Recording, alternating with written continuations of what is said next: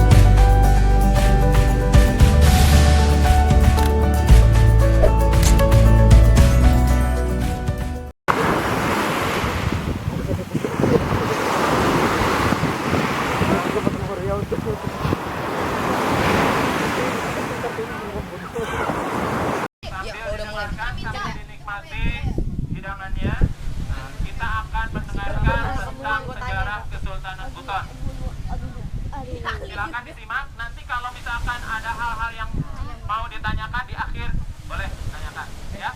Sekarang silakan disimak baik-baik. Tidak ada suara yang lain. Mumtaz, paham? Insyaallah ya. Yang di belakang juga. Baik, untuk waktu dan tempatnya kepada Ustaz Mukjizat kami itu udah, itu biarin aja. Kayaknya udah.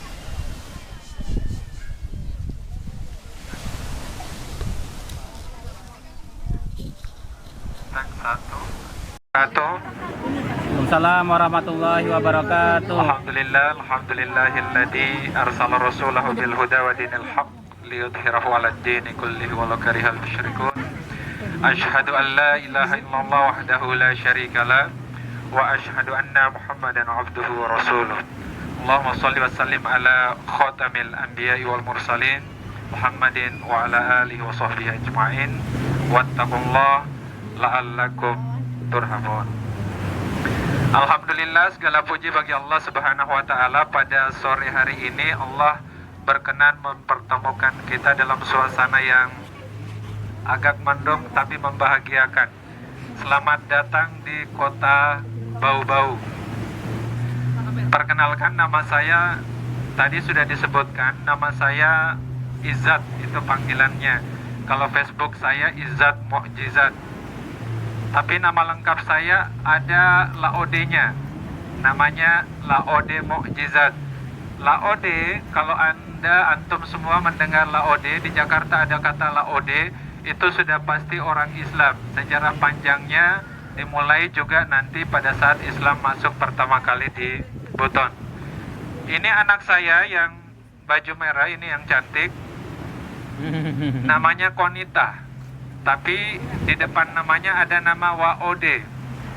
Laki-laki itu La Ode, perempuan itu Wa.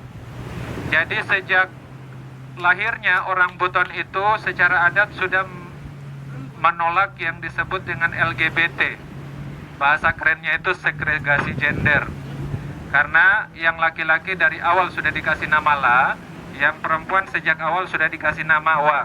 Jadi nggak ada lagi-lagi namanya Wa, atau siang hari namanya Darmawan, malamnya jadi Darmawati, nggak ada.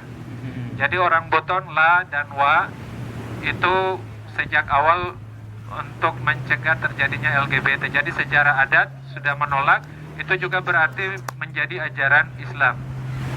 Nah, gitu ya, itu pengantar saja. Nah, saya mulai dulu dari sebuah lagu. Pernah dengar lagu Tanawulio? Belum pernah dengar ya? Jadi mungkin juga kemarin nggak hobi nonton Dangdut Akademi ya. Itu Vildan kemarin waktu juara dangdut, ini sekedar informasi aja, itu sampai menyanyikan lagu Tanah Wolio. Dari situ itu sebenarnya bisa juga kita memahami secara mendalam tentang sejarah masuknya Islam. Saya mulai dari kata Wolio. Wolio itu menunjuk sebuah tempat yang ada di dalam benteng. Jadi besok insya Allah masuk ke benteng. Benteng itu adalah benteng terbesar di dunia menurut catatan UNESCO. Kenapa bentengnya terbesar di dunia? Karena bentengnya itu melindungi satu negara yang namanya negara Buton. Dan Wolio itu adalah pusat pemerintahan Buton. Nah, dari mana kata Wolio? Kata Wolio itu asalnya ada dua, pra-Islam dan setelah Islam. Kalau masa pra-Islam itu pada abad ke-14, pada abad ke-13, ada rombongan migrasi dari Tanah Johor. Kemudian membuka daerah pemukiman di Wolio. Wolio itu asal kata dari weli. Weli itu artinya menebang atau membuka lahan. Tapi setelah orang Islam masuk pada abad ke-15, orang Islam mulai masuk, kata Wolio memiliki arti yang lain. Apa itu? Disebut dengan kampung para wali. Sekali lagi disebut dengan kampung para wali atau waliullah. Itulah Wolio. Waliullah atau Wolio. Nah, apa bedanya Wolio dengan Buton? Kalau Buton itu menunjuk pada kesatuan pulau. Coba lihat di belakang saya ada dua pulau. Yang sebelah sana, sebelah barat dan sebelah timur. Yang sebelah sana namanya Pulau Kadatua. Yang itu namanya Pulau Siompu. Itu pulau-pulau kecil yang berada di samping Pulau Buton yang besar sebagai pusat kesultanan. Ya, jadi kalau yang kita injak sekarang ini Pulau Buton. Di belakang itu adalah pulau-pulau kecil, itu masuk Buton. Di sana juga orang Buton namanya. Ya, hanya bahasanya beda. Kalau di Buton di sini saya ini orang asli Wolio, jadi bahasanya beda dengan mereka. Tapi mereka mengenal bahasa saya dan bahasa Wolio itu jadi bahasa persatuan. Di Buton ini, orang Buton itu bahasanya banyak, tapi bahasa persatuannya adalah bahasa Wolio. Ada karena di ibu kota kesultanan. Ya. Jadi itulah Buton. Nama Buton atau Buton itu sudah masuk dalam catatan Puprapanca di Kitab Negara Kertagama tahun 1365 Masehi. Kenapa? Karena ini juga termasuk bawahan wilayah kerajaan Majapahit. Ya, masuk dalam wilayah kerajaan Majapahit. Nah, Buton atau Butun nanti besok tiba di Wakatobi di Kaledupa, nanti ada namanya pohon Barringtonia asiatica. Itu kalau orang Buton menyebutnya dengan pohon butu. Itu asal kata Buton. Buton itu disebut oleh orang Belanda dalam catatannya. Tapi kalau Kesultanan Buton dalam surat-suratnya ke negara tetangga termasuk ke VOC, itu menyebut namanya Butuni. Nah, Buton juga bisa berasal dari bahasa Arab yang berarti perut. Batni, Butun atau batin.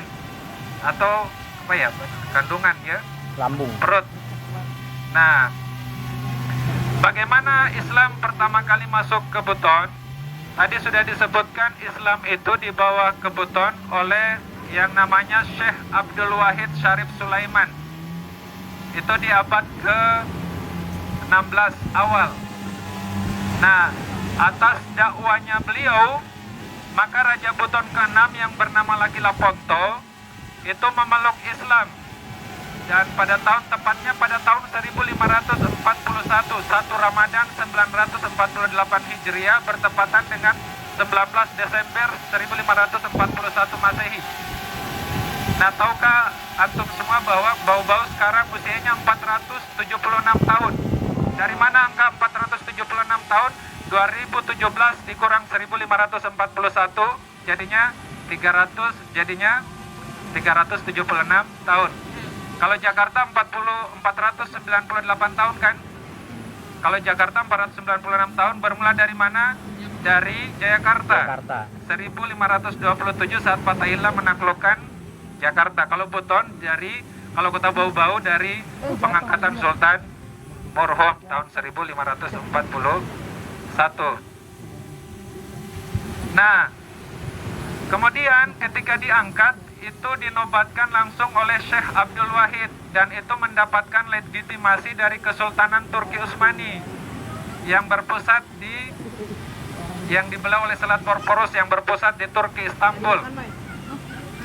Ya, dan mendapatkan pengakuan dari Syarif Mekah. Siapa Syarif Mekah? Syarif Mekah itu yang menjaga dua kota suci, Makkah dan Madinah.